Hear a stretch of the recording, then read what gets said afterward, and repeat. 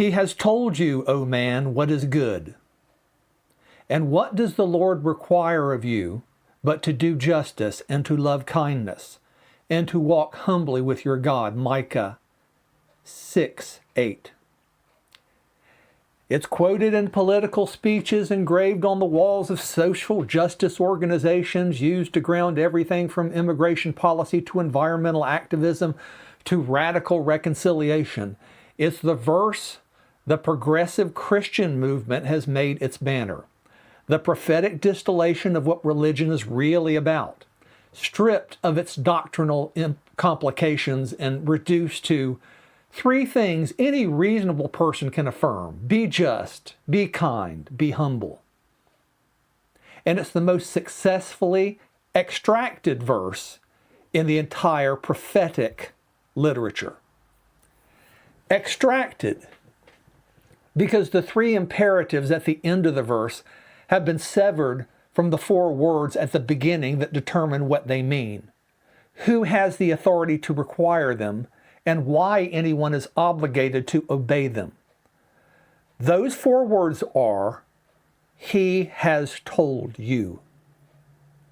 Not, these are self-evident moral truths that any reflective person can assess. Not, this is what the human conscience universally recognizes as good. Not, this is the ethical core that all religious traditions share beneath their doctrinal differences. He has told you a specific God, a specific declaration, a specific prior act of divine communication that grounds the three imperatives in something the human moral imagination did not produce and cannot replace. Remove those four words, and you have a progressive political platform. Retain them, and you have a prophetic declaration, one that raises an immediate and unavoidable question. Who is this God who has told you? By what act has He demonstrated that He has the authority to require these things? And what is the specific content of what He has declared?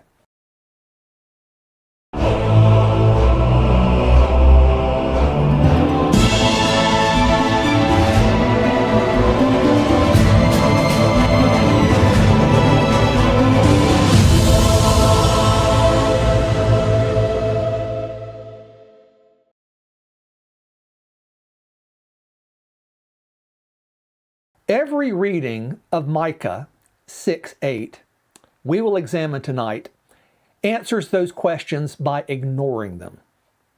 Each takes the three imperatives and builds a program: political, therapeutic, moralistic, or civic, on a ground the verse itself says was supplied before the program began. Each reads the conclusion without the argument. Each carries the weight without the foundation. Tonight in our Christian slogan series, we read all of Micah 6. We find the argument, we find the foundation, and we find that the three imperatives, do justice, love kindness, walk humbly, are not self-standing ethical principles available to anyone. They are the response of a specific covenant community to the specific declared and demonstrated acts of a specific God. And they are intelligible, authoritative, and obligating only on that ground and on no other. Now our definition of terms. The first, higid. He was told, He has told you. The verb higid, from the root nagad, to declare, to make known, to announce, is not the word for casual communication or general moral instruction. It's the word used throughout the prophetic literature for the specific declaratory acts of God, the announcements, the pronouncements, the made known revelations by which the God of Israel discloses what he requires and what he will do. The perfect tense, higid, he has told, places the declaration in the past. God has already spoken. The content of what is good has already been declared. The three imperatives that follow are not a fresh moral discovery. They are the retrieval of what was already given, already announced, already established, already grounded in the prior acts of God that the context of Micah 6 is about to specify. This single verb is the most important word in the entire verse. It establishes that the authority of the three imperatives is not their intrinsic reasonableness, not their universal human accessibility, not their resonance with moral intuition, but the prior declaratory act of the God who spoke them. They are good because he declared them good. And he declared them in the context of a specific covenantal relationship grounded in specific historical acts. Remove higid, and the three imperatives have no more authority than any other ethical proposal the human moral imagination has produced. Now, the next word, mishpat, justice. Mishpat is the richest and most contested terms in the Hebrew Bible. Its primary sense is not distributive social justice in the modern political sense, the equalization of outcomes, the redistribution of resources, the dismantling of structural inequalities. Its primary sense is judicial, the right verdict, the correct ruling, the outcome of a properly conducted legal process in which each party receives what they are owed according to the covenant standard. Mishpat is what the judge renders when he judges rightly. It is what the king enacts when he governs according to the covenant.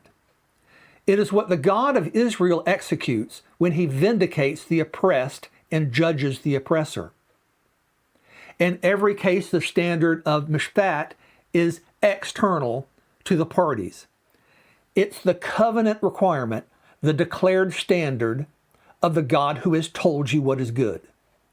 You cannot do mishpat without knowing what the declared standard is.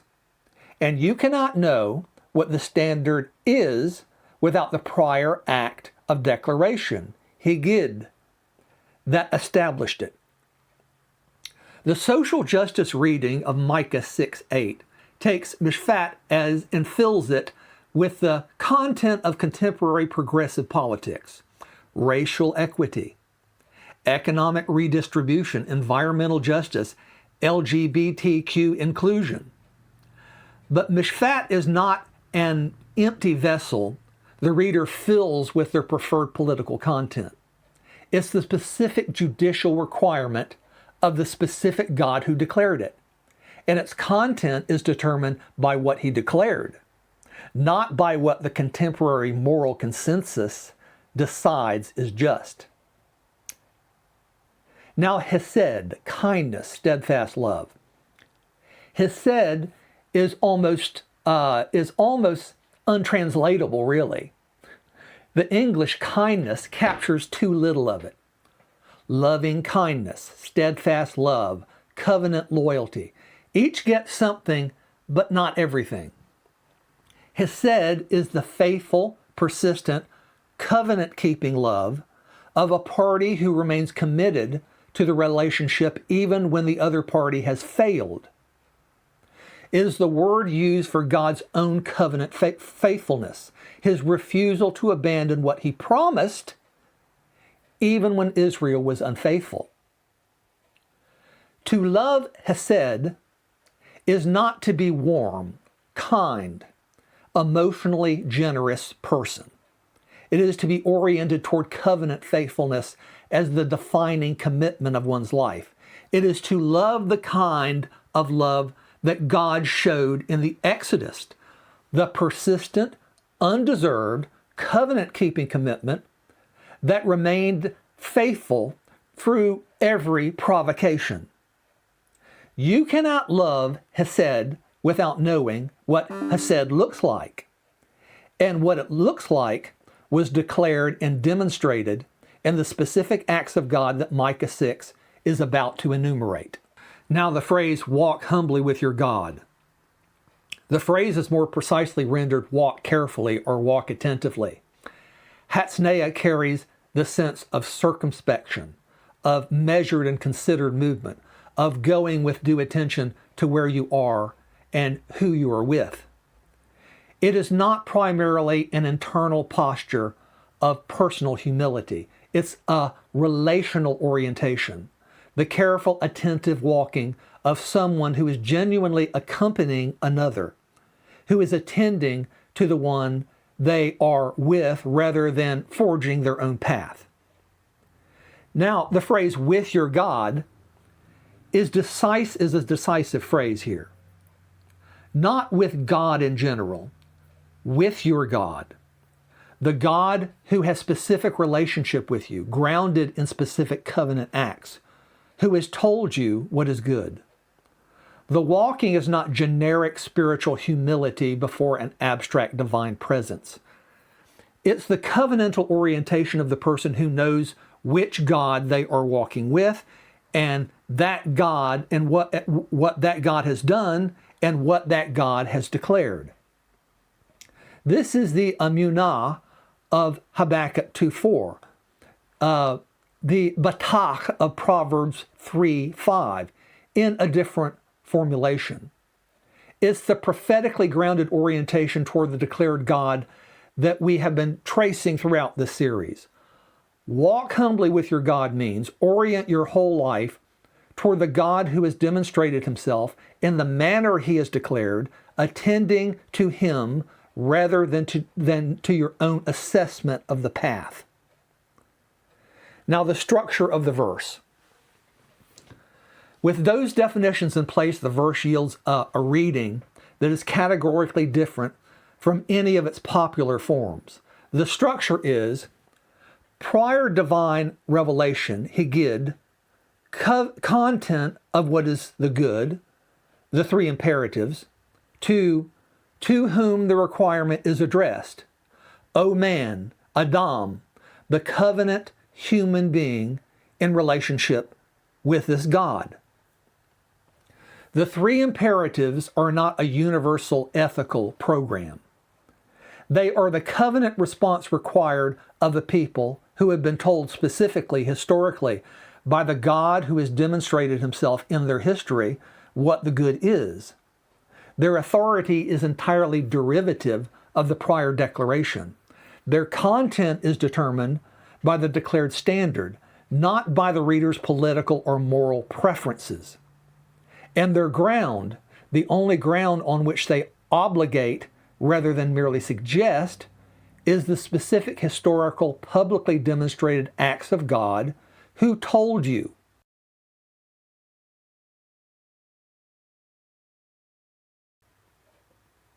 Now, the four interpretations. First, the social justice reading. Three imperatives as progressive political program. Now, the social justice reading is the most politically consequential and the most culturally dominant. It takes the three imperatives, do justice, love kindness, walk humbly, and reads them as the prophetic mandate for progressive political transformation. The dismantling of structural racism, the redistribution of economic resources, the inclusion of marginalized communities, the protection of the environment. Micah 6:8 becomes the authorization for the entire progressive political agenda, a divine endorsement of the content the contemporary social justice movement has already determined is just and kind. This reading has genuine theological energy behind it, A prophetic tradition, Amos, Isaiah, Jeremiah, Micah, is consistently and forcefully concerned with the abuse of the poor, the corruption of the courts, the exploitation of the vulnerable. The prophets are not silent on social and economic injustice. Their concern is real. Their indictment is fierce. And the social justice reading is right to insist that the gospel has a social and political implication. But the reading commits the error that all the others commit, only at a higher political volume. It severs the three imperatives from their ground. Mishpat is the social justice reading filled with the content of contemporary progressive politics. And the content is not derived from the prior declaration of the God who told you, but from the contemporary moral consensus of the communities making the argument, which means the verse is being used to authorize a set of political conclusions that were reached independently of the verse by a process of moral reasoning that had no need of God who told you. The diagnostic question is the same one the conservative in the debate we examined before in the other video could not answer. On what grounds does your mishpat obligate anyone? If the content of justice is determined by the contemporary moral consensus, then anyone outside that consensus has no obligation to it. The social justice reading of Micah 6:8 has the same epistemic problem as the liberal in the relativism debate. It fills the good with its preferred political content and then appeals to the prophetic authority of the verse to enforce it. But the prophetic authority of the verse depends entirely on the prior declaration of the God who told you. And that declaration has been quietly dropped from the argument. Now, the social justice reading has taken higid out of the verse, filled mishpat with its own political program, and appealed to the prophetic tradition for authority while abandoning the only thing that gives the prophetic tradition its authority. It has the right concern, the poor, the oppressed, the corrupted court, and the wrong ground. And a just concern on the wrong ground is not justice. It is preference dressed as prophecy. Now the second reading, the therapeutic reading, humble walking as personal spiritual posture. The therapeutic reading takes walk humbly with your God and converts it into a prescription for personal spiritual formation, the cultivation of an inner posture of humility, the healing of the pride and self-sufficiency that prevent authentic relationship with God, the development of the emotional and psychological conditions in which genuine spiritual life can grow. The verse becomes a summons to personal transformation. Work on your inner life. Become humble, and your relationship with God will deepen is the message. Now, the reading has a long history in the devotional tradition. The literature of Christian humility, Augustine's Confessions, Bernard of Clairvaux's on humility, Andrew Murray's humility, C.S. Lewis's account of pride as the great sin, all touch genuine realities of the human condition before God. Pride is genuinely the root of the fall. Self-sufficiently is genuinely closes the human being off from the recognition of God who declared himself. The therapeutic reading is not wrong to insist that something must happen in the interior life of the person who would walk with God, but it converts a relational and covenantal orientation into a psychological project. Now, this is not the instruction to cultivate an inner posture. It's the instruction to walk carefully with a specific God, to orient the whole life toward the God who has demonstrated himself, attending to him rather than to your own moral and spiritual assessment of the path. The humility is not the achievement of a psychological condition. It's the consequence of knowing which God you are walking with, knowing what he has done, knowing what he has declared, knowing that the ground of your walking is not your inner life, but his demonstrated reality. The therapeutic reading has made the interior state of the believer the subject of the command, rather than the relational orientation it requires. It has converted walk with your God, a covenant orientation toward the demonstrated God, into become humble, a psychological self-improvement project. The first requires knowing the God you are walking with. The second requires only knowing yourself. And knowing yourself is precisely the self-sufficiency the command is designed to displace. Now, next is the moralistic reading. The three imperatives as the essence of religion. The moralistic reading is the oldest and the most widespread. It takes Micah 6:8 as the prophetic summary of what religion is really about. The reduction of the whole complex of ritual, doctrine, and institutional religion to the three essential ethical requirements. This is what God actually wants. The moralistic reading says, not sacrifice, not ceremony, not theological precision, not institutional membership, with justice, kindness, and humility. The verse is read as Micah's and God's rejection of religion in favor of ethics. The context of Micah 6, 1 through 7 seems to support this reading. The psalm opens with God's lawsuit against Israel, and verses 6 to 7 present the worshippers' anxious question. What shall I bring before the Lord? Burnt offerings? Thousands of rams? 10,000 rivers of oil? My firstborn child?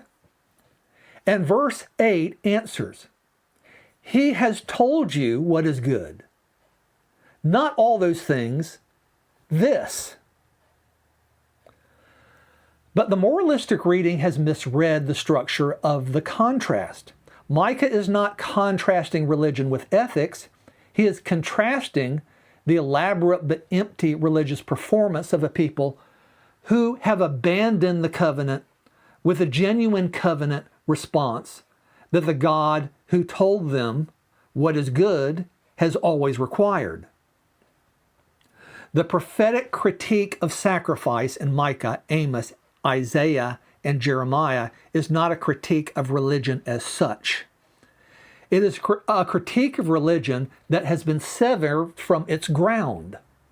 Sacrifice and ceremony performed by a people who have abandoned mishpat and hesed, who think that ritual can substitute for covenant faithfulness. The moralistic reading repeats exactly the error it claims to diagnose. Now, it takes the ethical imperatives, justice, kindness, humility, and treats them as self-sanctioning moral requirements accessible to any reasonable person, needing no divine declaration to establish their authority, needing no covenant history to determine their content.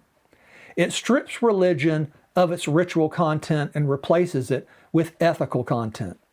But the ethical content is as groundless as the ritual content it replaced, because both have been severed from the prior declaration of God who told you. The moralistic reading produces a religion of ethics without a ground for ethics. It correctly diagnoses that empty ritual is not what God requires. It incorrectly concludes that ethical performance is what God requires in Micah 6, as throughout the prophetic literature, is the covenant response of a people who know the God who told them, grounded in the specific historical acts by which he demonstrated himself.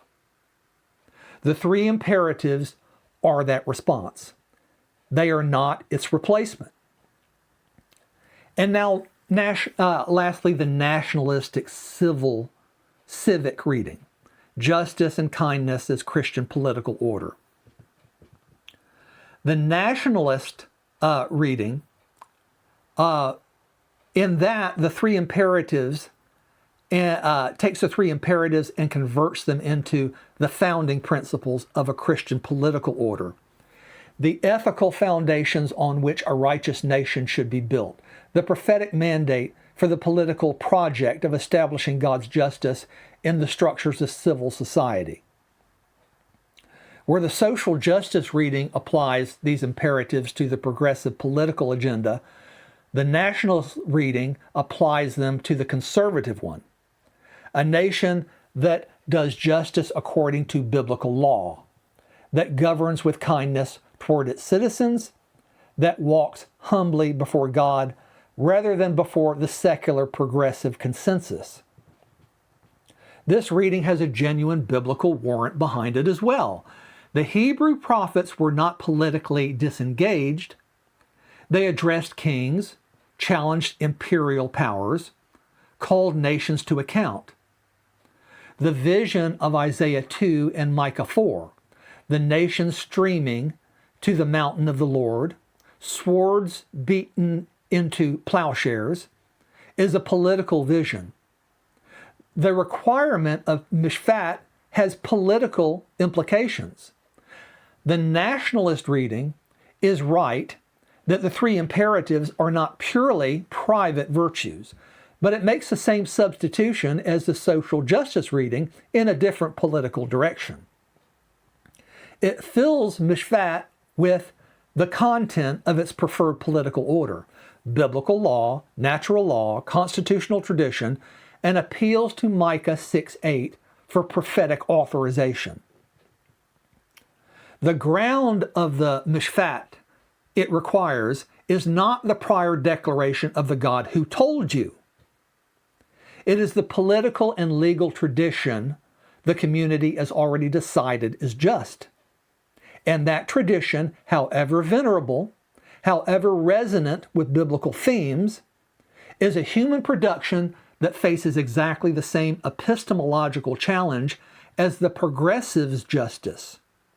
On what ground does it obligate anyone who does not share its premises?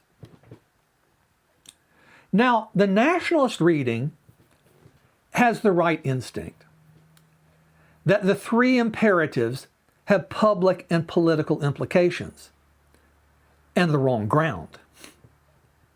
A Christian political order built on Micah 6:8 without the prior declaration of the God who told you is built on a human reading of a prophetic text rather than on the demonstrated reality of the God who spoke it. It has the same shape of covenant justice without the substance of covenantal relationship.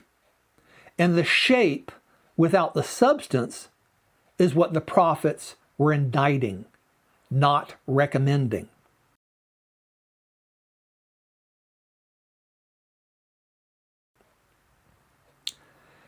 Now, the prophetic structure of Micah 6, verse 8. All four readings share the same error. They take the three imperatives and build programs, political, therapeutic, moralistic, or civic, while dropping the four words that determine everything. He has told you. The prior declaration. The specific God. The grounding act of divine communication that makes the three imperatives what they are rather than what the reader wants them to be. The prophetic structure of Micah 6, verse 8 must be recovered in three concentric movements. The covenant lawsuit that establishes the context, the prior declaration that grounds the imperatives, and the messianic fulfillment that is the apex of both. Now first, the covenant lawsuit, the rib of Micah 6. Micah 6 opens with one of the most dramatic courtroom scenes in the entire Old Testament. God calls the mountains and the hills as witnesses, the ancient, enduring features of creation that have observed the entire history of his relationship with Israel, and brings a legal case, a rib, against his people. Arise, plead your case before the mountains, and let the hills hear your voice. Hear, you mountains, the indictment of the Lord, and you enduring foundations of the earth. For the Lord has an indictment against his people, and he will contend with Israel. Micah 6, 1 through 2. Now, this is not a general ethical reflection. This is a specific covenant lawsuit. The form is the standard rib pattern of the ancient Near Eastern treaty tradition. The suzerain bringing charges against the vassal who has violated the covenant terms. God is the suzerain. Israel is the vassal. The mountains are the witnesses. And the charge is covenant violation. But before God states the charge, he does something remarkable. He asks a question, not an accusatory question, but a genuinely wounded one. O my people, what have I done to you? How have I wearied you? Answer me. Micah 6, verse 3. The God who is bringing the lawsuit first asks, what have I done that has led you here? What is your complaint against me? Have I been unjust? Have I failed in Hesed? The question establishes that the covenant failure is entirely on Israel's side, not because God is asserting his innocence, but because he is inviting the examination of his own record. And then he answers his own question, not with an assertion, but with a demonstration. For I brought you up from the land of Egypt and redeemed you from the house of slavery.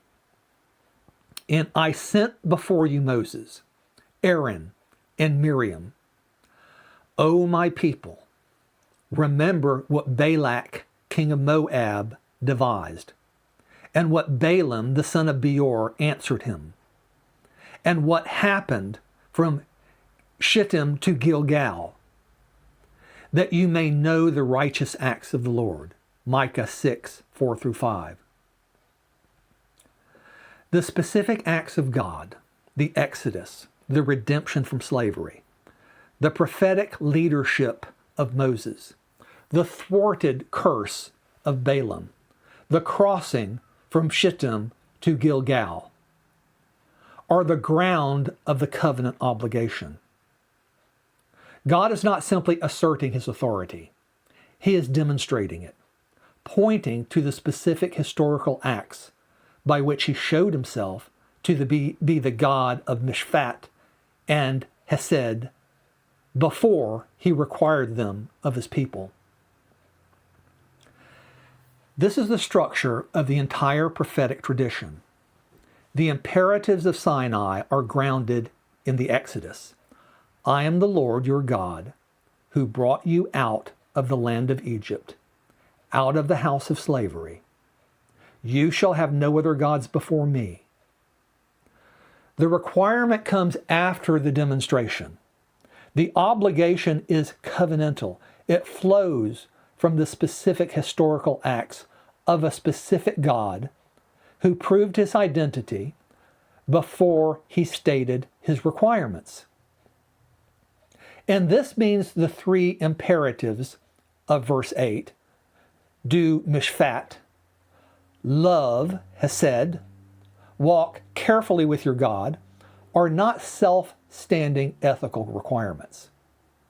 They are the covenant response of a people who have witnessed the specific acts of God enumerated in verses 4 through 5. They are what is required of those who have been told by the God who demonstrated himself in the Exodus, in the wilderness, in the Jordan crossing. Remove the acts of verses 4 through 5, and the imperatives of verse 8 have no authority. They are the response to a demonstration, not a freestanding moral program. He has told you, the prior declaration.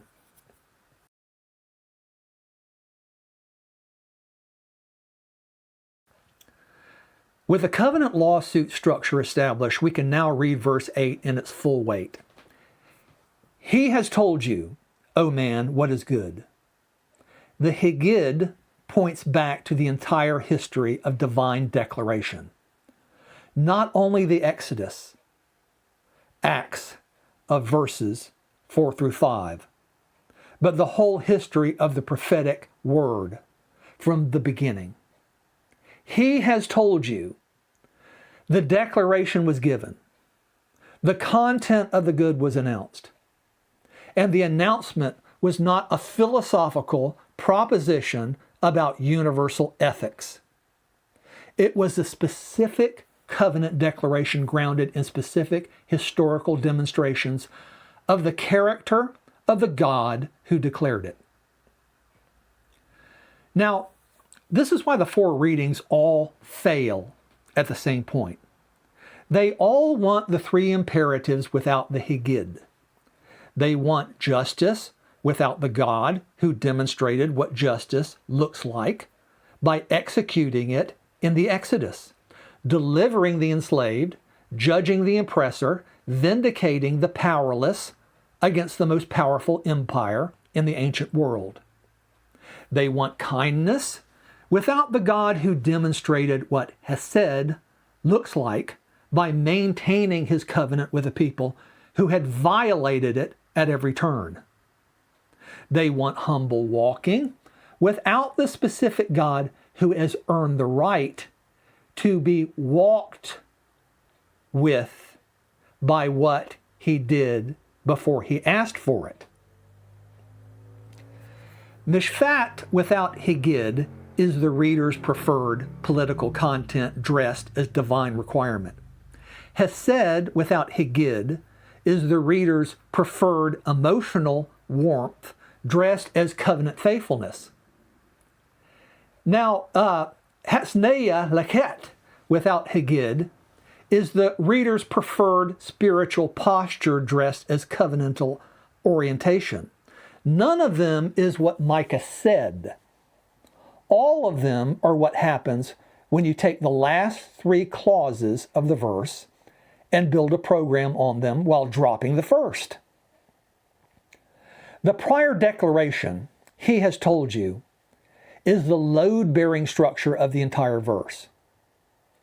It is what makes the three imperatives authoritative rather than advisory, obligating rather than suggesting, covenantal rather than merely ethical. And the content of what he has told you is determined not by the reader's moral preferences, but by the specific historical acts of the specific God who told you, acts that are the subject of the covenant lawsuit the verse concludes. Now the messianic fulfillment, the one who did all three. The third and innermost circle is the messianic fulfillment, the one in whom the three imperatives of Micah 6:8 were perfectly enacted, and whose perfect enactment of them was itself the supreme demonstration of the God who told you. Consider the structure of the fulfillment for a second. The one declared by Isaiah 11 as the Spirit-anointed king who judges not by what his eyes see, but by the Spirit of the Lord, who with righteousness judges the poor and decides with equity for the meek, is the one who does mishpat perfectly. Not the mishpat of political program, the mishpat of the God who demonstrated justice in the Exodus and whose spirit rests on the servant. The one declared by Isaiah 54:10 as the one in whom the hesed of God will not depart. For the mountains may depart and the hills be removed, but my steadfast love, hesed, shall not depart from you, is the one who embodies hesed perfectly. The hesed that is the covenant faithfulness of God maintained through every violation. The love that did not depart, even when the people turned away. The kindness that was declared from ancient times and confirmed in the one who came. And the one declared by Isaiah 53:2 as having no form or majesty, that we should look at him, and no beauty that we should desire him. The one esteemed nothing, made of no account, brought low by the world that was constitutionally hostile to him, is the one who walked hatsneia carefully, humbly, attending wholly to the Father rather than his own assessment of the path. Philippians 2 verse 8, he humbled himself by becoming obedient to the point of death, even death on a cross. The hatsneia lechet, made flesh, the walking carefully with God enacted in the most costly possible form. The Messiah did not merely fulfill the three imperatives as ethical requirements.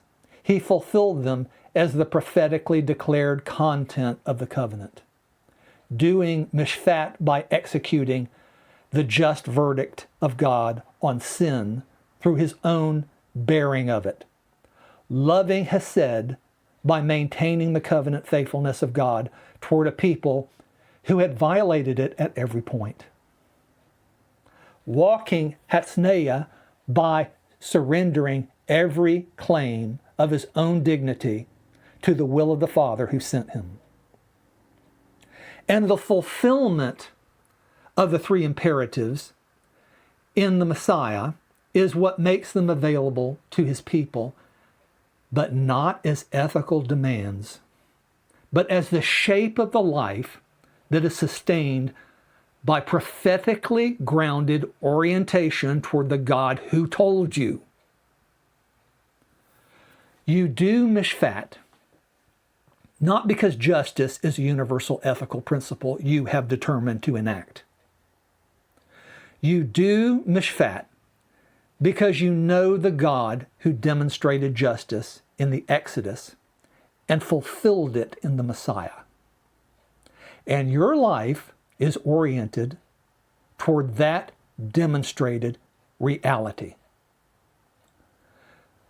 Your love, hesed, not because covenant faithfulness is an admirable personal quality.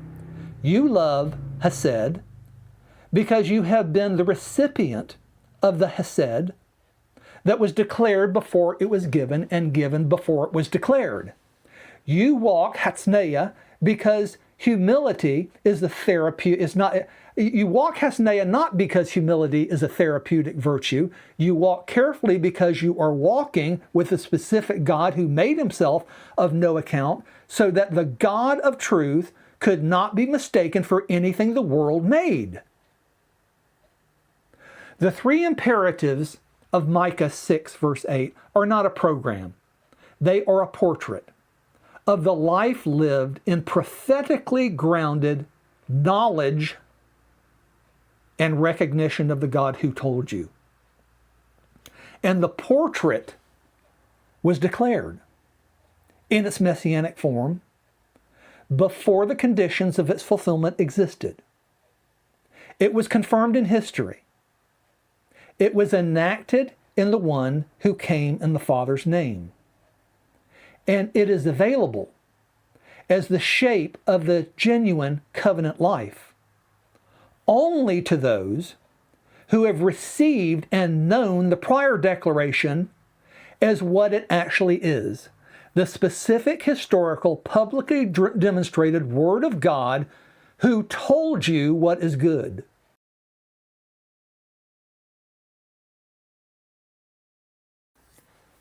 The conclusion. He has told you. He has told you, O man, what is good. 4 words. The entire weight of the verse hangs on them. Every misreading we examine tonight dropped them. Kept the 3 imperatives, built the program, and lost its ground. The social justice reading filled Mishpat with progressive political content and appealed to prophetic authority while abandoning the only thing that gives prophetic authority its force. The therapeutic reading converted Hatzneia, Lechet, into a personal spiritual project and lost the specific God you are walking with. The moralistic reading reduced the covenant response to an ethical program and repeated the error the prophets were diagnosing. The nationalistic reading applied the imperatives to a political order and built on the shape of covenant justice without the substance of covenant relationship. All 4 made the same move. They took the conclusion without the argument, the response without the demonstration, the requirements without the prior declaration that grounds them. They read the last 3 clauses and ignored the first. The covenant lawsuit of Micah 6 gives the argument.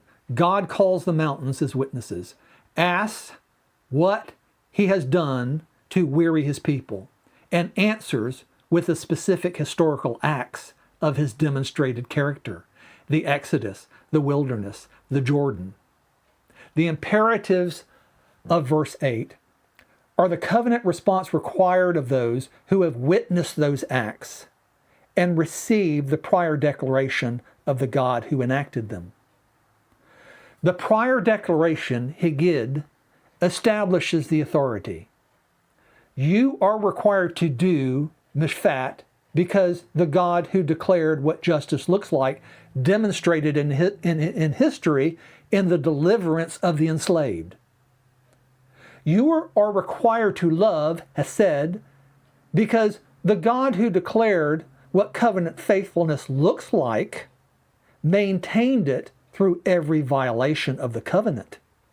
You are required to walk Hatzneia because the God you are walking with made himself of no account so that his demonstrated reality could not be mistaken for anything the world produced. And the messianic fulfillment is the apex of the declaration.